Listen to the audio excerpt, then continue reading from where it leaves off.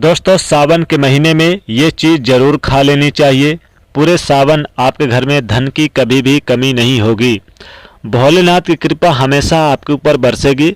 साथ ही साथ सावन के पहले सोमवार में ये 5 गलतियां कभी मत करना। जाने साथ ही साथ सावन के पहले सोमवार व्रत में उपवास किस प्रकार से रखें। दोस्तों, सावन का महीना बहुत ही शुभ और मंगलकारी माना जाता है। सावन का हर एक दिन बहुत ही दिव्य और दुर्लभ होता है, उसी तरह पवित्र माना जाता है जितना कि पवित्र गंगा जल की एक एक बूंद। करोड़ों में से कुछ खास लोग ही जानते हैं कि भगवान शिव की कृपा इस महीने बहुत ही ज़्यादा बनती है। तो सच्चे हृदय से भगवान शिव के भक्त जो भक्ति करने वाले हैं, भगवान शिव के प्रिय भक्त जो कहलाते हैं, अगर आप भगवान शिव से प्रेम करते हैं, स्नेह करते हैं, प्यार करते हैं, तो सच्चे दिल से कमेंट बॉक्स में लिख दें हर हर महादेव, ओम नमः शिवाय। भगवान शिव के लिए एक लाइक तो बनता है। दोस्तों, सावन का पहला सोमवार इस बार 14 जुलाई, सावन का दूसरा सोमवार 21 जुलाई को पड़ेगा और सावन का तीसरा सोमवार व्रत 28 जुलाई को और चौथा व्रत सावन का सोमवार पड़ेगा वो 4 अगस्त को पड़ेगा।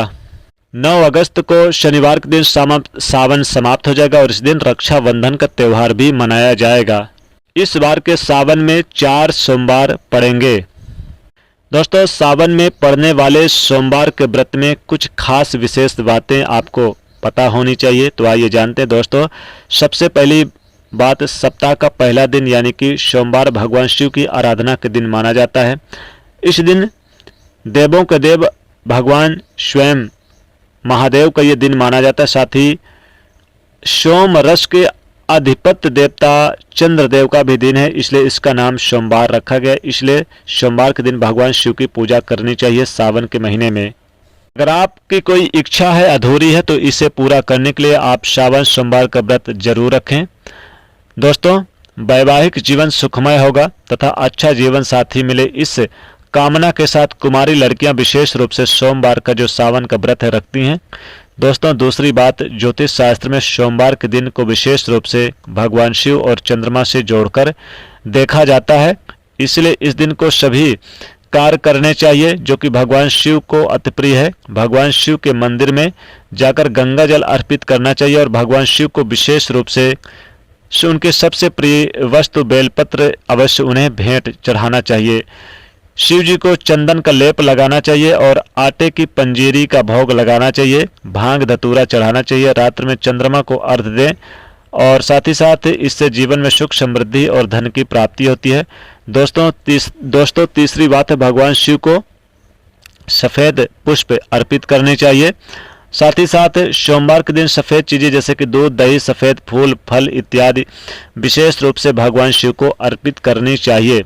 और शिव जी को सफ़ेद चीज़ों का भोग लगाकर आप सफ़ेद वस्त्र भी ग्रहण कर सकते, यानी सफ़ेद वस्त्र भी ग्रहण कर सकते हैं।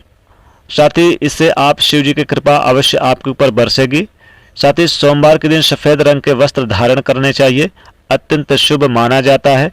दोस्तों, चौथी बात, वास्तुशास्त्र के अनुसार सोमवार को किसी आवश्यक काम के लिए घर से बाहर जाने से पहले अपना आईना अवश्य देख लें। आपके काम में किसी भी तरह की रुकावट होगी वो निश्चित ही वो दूर हो जाएगी। सावन सोमवार के दिन काले रंग के कपड़े पहनकर शिव के मंदिर में भूलकर भी ना जाएं। महिलाओं को भी सोमवार के दिन बाल खोलकर या बिना धोए नहीं जाना चाहिए, इससे शिव जी नाराज हो जाते हैं। तो सोमवार के व्रत में व्रतधारी को थोड़ा ब्रह्मचर्य संयम का पालन करना चाहिए, इससे शिव जी नहीं तो फिर क्रोधित होते हैं।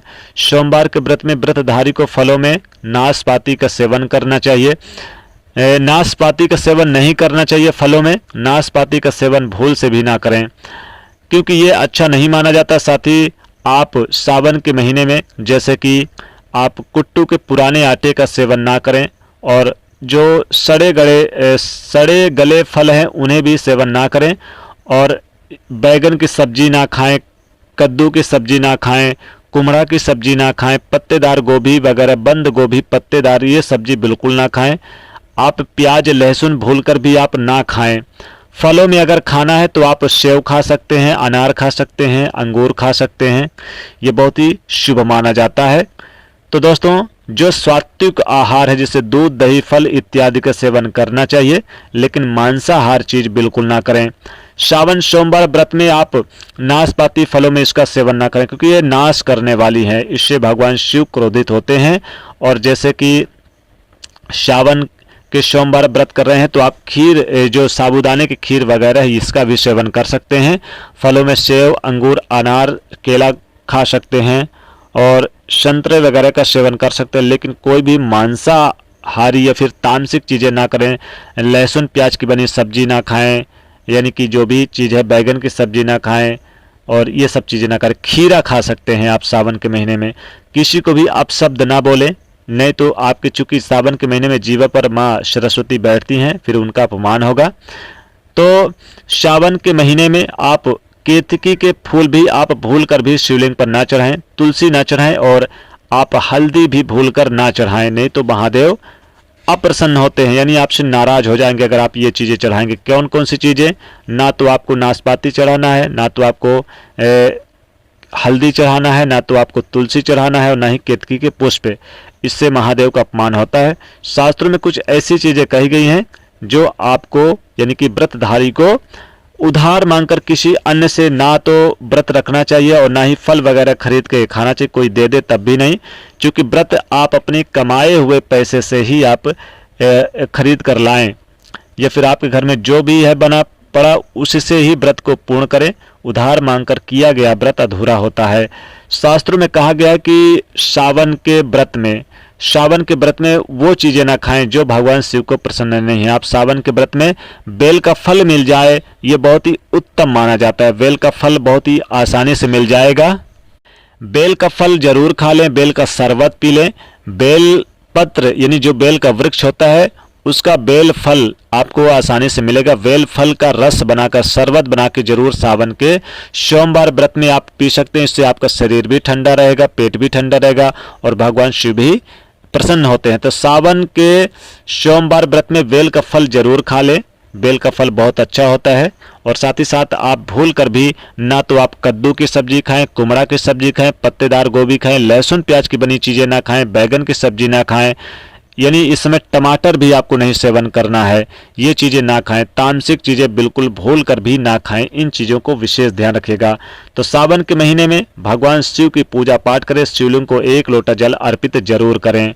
तो दोस्तों ये थी कुछ महत्वपूर्ण चीज़ें। आशा करते हैं वीडियो अच्छी लगी होगी। तो दोस्तों महादेव की कृपा प्राप्त करने के लिए वीडियो को लाइक करें, ज़्यादा से ज़्यादा लोगों तक शेयर करें, चैनल से जुड़ने के लिए सब्सक्राइब करें। हर हर महादेव, ओम नमः शिवाय।